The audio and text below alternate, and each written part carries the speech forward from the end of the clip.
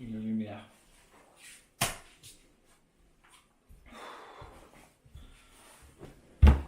Je suis épuisé mentalement, physiquement, tout ce que j'ai à voir dérailler, il faut que je vois. J'adore l'eau.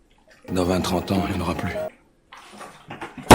Je suis allé faire les courses. Alors là, il y en a, ils vont me dire « Oui, mais allez faire les courses, elle est fatiguée, nanana. » Attends, c'est pas pareil qu'en France. Parce que je suis allé faire les courses en Corée du Sud. C'est totalement différent de la France. Déjà, je pense qu'en Corée du Sud, tu peux aller faire un repas complet dans un supermarché tranquillement. Parce qu'en fait, en gros, à chaque rayon, il y a un mec, enfin une meuf, qui te fait déguster des produits du rayon. Rayon fromage, tu bouffes du cheddar. Rayon viande, t'as un mec qui cuisinait des ribs de porc et qui te le faisait déguster, tout ça. Enfin bref, t'en avais partout. T'avais même des jus de fruits, du café, tout ce que tu veux. Ce qui fait que tu peux manger gratuitement. Mais attends, le pire, c'est que chaque personne qui fait ça, eh bien forcément, elle va gueuler pour que tu viennes manger son produit. Enfin, j'imagine c'est Cécile, je ne comprends pas. Mais il crie vraiment le plus fort possible pour que tu viennes. Et c'est insupportable.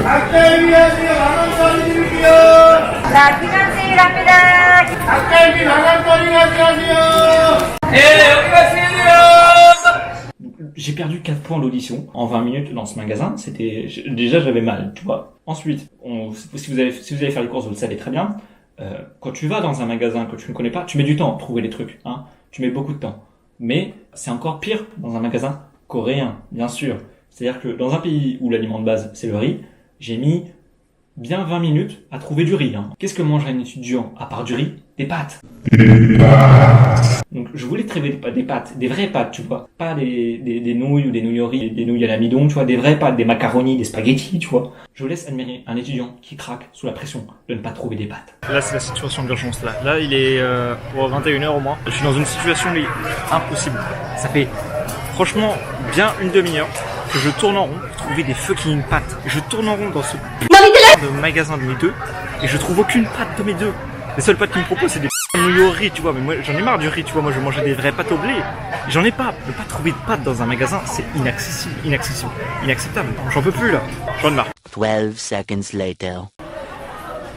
J'ai un vrai problème mental. Et je sais pas, je pense ophtalmique aussi. J'ai pété un câble, donc j'ai demandé à quelqu'un, finalement, où est-ce que se trouvaient ces putains de pâtes, tu vois. C'est-à-dire que j'ai marqué une pâte sur Google Traduction, je lui ai montré. Il me fait, les amis, next. Et je suis allé, effectivement. Là, il y a que des pâtes, tu vois. Tout ça, là, tu vois, là. Tout ça, c'est des pâtes. Je suis passé peut-être au moins 20 fois dans ce rayon. J'ai posé mon sac et mon caddie quelque part. Et je suis pas sûr de les retrouver en plus. Ok, bon bah c'est parti. Donc voilà, j'ai trouvé mes pâtes, j'étais heureux. J'ai pu sortir de cet enfer, mais j'ai croisé tout là-bas. Hein. J'ai failli acheter un lapin, mais il y avait un truc, c'était des sièges de cockpit maçon, tout ça. Il y a un mec qui kiffait. J'ai croisé des œufs marrons, je sais pas pourquoi. Et des homards, ils venaient sûrement, les homards venaient de Fukushima, obligé. Donc maintenant, je vais aller dormir, je vais aller couvrir mes oreilles avec du coton, parce que là j'ai trop mal. Et on va se reposer pour les petites visites de demain.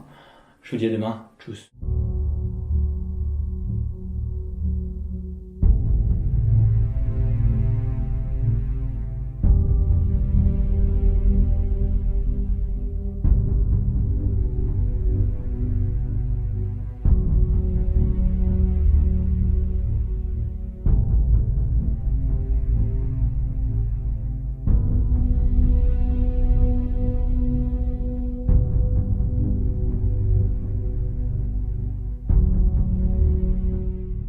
Donc voilà, en passant, on s'est restauré dans un petit restaurant local.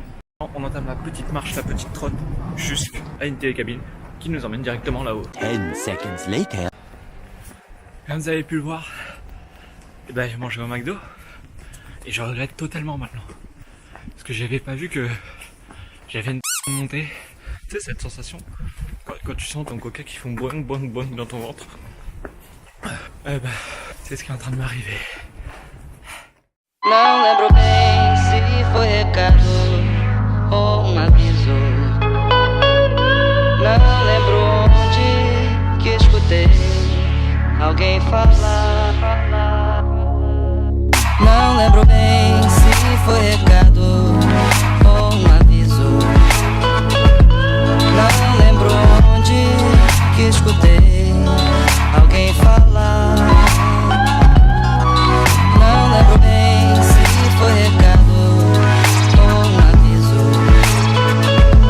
Não lembro onde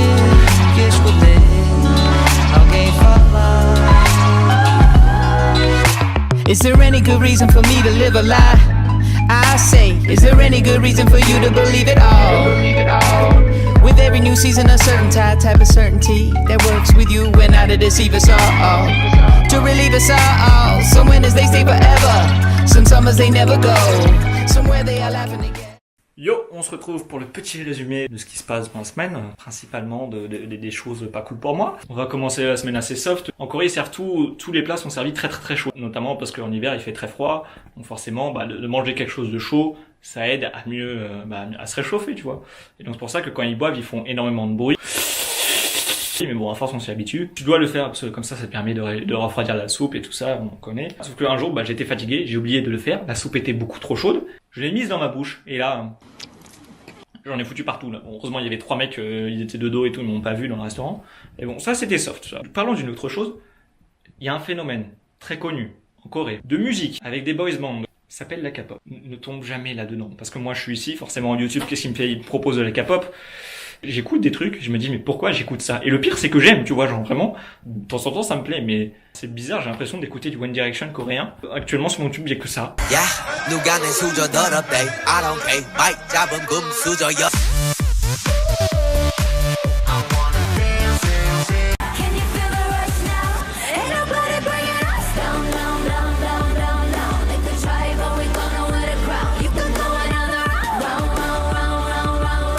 Je ne sais pas comment réagir par rapport à ça, j'essaie de vivre avec ça, mais bon, passons ça, c'est pas important.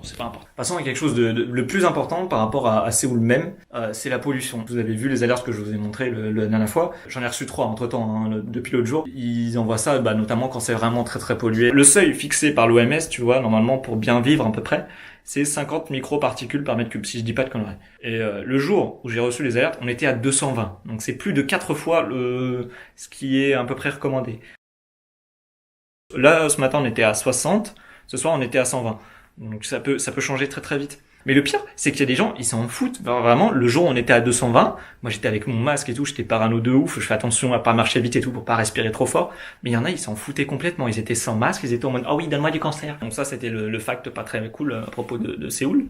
Passons maintenant à autre chose qui m'est arrivé hier. Vous avez vu, hier, j'ai fait un plan avec un timelapse, avec les voitures et tout, c'était sympa. Et pour faire ce plan, en fait, je suis monté sur une petite passerelle qui passait au-dessus des axes routiers, là. Comme les balustrades étaient en verre, je voulais poser ma caméra derrière, me tenir debout à côté, attendre 5 minutes, partir, voilà, c'est bon, c'est fait. Parce que comme c'était légèrement incliné, du coup, j'ai dû poser ma caméra sur une sacoche et je devais la tenir. Donc genre, j'étais assis, j'étais en tailleur, par terre, contre la vitre, en train de regarder la route avec ma caméra. Tout allait très bien, j'ai filmé mon plan, tout ça. Sauf qu'au moment où je me suis retourné, t'avais Dark Vador qui se tenait derrière moi, c'est-à-dire que les mecs de la sécurité routière en Corée, ils sont habillés tout en noir avec son sabre laser rouge là, ils ont tous ça en Corée, enfin les agents de sécurité. Et en même temps, je peux comprendre, ça peut sembler bizarre, un mec de 19 ans qui se tient derrière une balustrade en verre, assis avec sa petite caméra.